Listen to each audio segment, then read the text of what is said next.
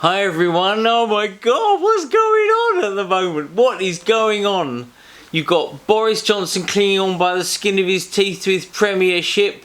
You've got Prince Andrew clinging on by the skin of his teeth to his royal family status. It's just madness, isn't it? And by the way, anything you hear publicly, whether it's apologies from the Prime Minister or whatever it might be, those apologies are all dreamt up by their PR people.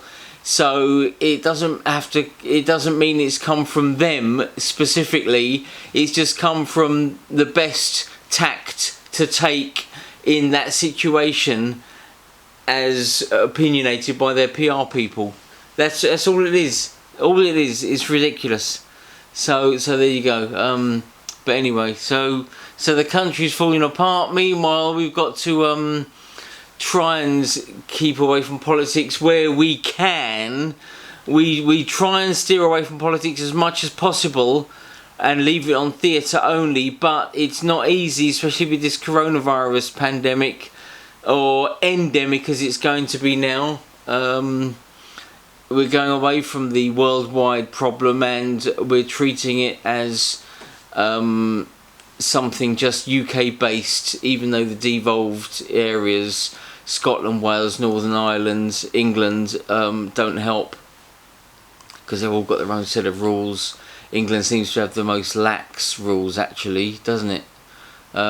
Which includes London, of course, and going down to 5 days now from 7 days self-isolation. I told you, didn't I? Eventually it'll be just down to the individual to decide on what they do eventually, and it will be. But in the meantime, this Omicron variant, which isn't as serious but it's more infectious, so everyone is going to get it. By the way, everyone is destined to get this, and the government are holding their hands up saying, and I know what they're thinking. They're thinking, this is my opinion, by the way, this isn't a public, this is my opinion as the editor of Sardines. I believe that the government have totally lost control of any kind of hope of containing the virus, while aeroplanes still land and take off in countries. It will spread around the world, and sure enough, this Omicron is spreading around the country as fast as it can. And the government have said, fair enough, we think everyone's going to get it. And the reason I think that the public information films are on, Chris Whitty pops up and the radio adverts are there saying it's time you got your vaccine to reduce the risk of hospitalisation from Omicron, blah blah blah. The reason is they're trying to slow it down. They're trying to slow down the spread as slowly as possible so the NHS can cope with it, I think. I don't think they're trying to stop it at all.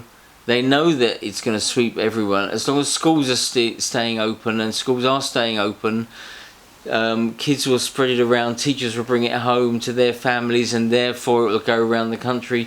It's what it is. It's what it is. But anyway, that's politics. We've got a new issue out coming up very soon. Here it is, look. With Michelle Collins on the front. It's the Panto special, by the way. Every year we do a pantomime special. And why do we do it? Why do we include the professional shows? We've talked about this a lot, but we'll say it again. It's because we're trying to bring you help and advice and information and opinions from the top pantomime producers, pantomime performers and producers in the country. And if that's people like Shane Ritchie and so on and so forth, Bonnie Langford, Lee Mead, and all of that lot of Bromley, and it goes through right through Wimbledon. Shane Ritchie, Peter Piper, or Gok Wan at Woking, whoever it might be, Anton Dubek at Richmond, whoever it might be, Dick and Dom at Croydon. Then we bring them to you. We bring you what they say, because hopefully, even if you take one thing away from what they say and take it to your own pantomime, your own amateur, non-professional, grassroots pantomime, if you take one thing away and be inspired by one thing you hear or read, then that's it. We've done our job, haven't we? So that's our new issue out. It's got Michelle Collins on the front, who's starring as Miss Scarlet soon in Cluedo, which is based on the film Clue. It's about the game Cluedo, and she's starring as Miss Scarlet. We're interviewing Samantha Womack as well, actually, this afternoon. That'll be interesting. She's starring in The Lion, the Witch and the Wardrobe as the evil Ice Queen, I believe. It's got to be, isn't it? Can't be any other role for her to play, I don't think. Meanwhile, we've got some news on Calendar Girls, the musical, because do you remember at the end of September we went to the Grassington Players? We went all the way up to North Yorkshire to the Grassington Players to see the amateur premiere of Calendar Girls, the musical, done by the Grassington Players. Why? Because that's where the Calendar Girls, that's their local society, if you know what I mean, the real Calendar Girls this is. And we've got a great news story that was sent to us. It's called Grassington Players Make Impressive Donation Following Musical Success, and we'll put the picture up here, which is Angela Baker, who's one of the real Calendar Girls, Miss February, and it was her husband that sadly passed away from leukemia following the much acclaimed success of their amateur world premiere performance last autumn, which we were at and we've reviewed, and you can go to our website to see it. We'll put the link below this. Calendar Girls, the musical, Grassington Players donated £4,424 to Blood Cancer UK. That's good, isn't it? That's a lot of money. The funds represented profit from ticket sales to the show, which ran for 7 nights at the Devonshire Institute. We were there, along with bucket collections from the audience. Yep, that's right.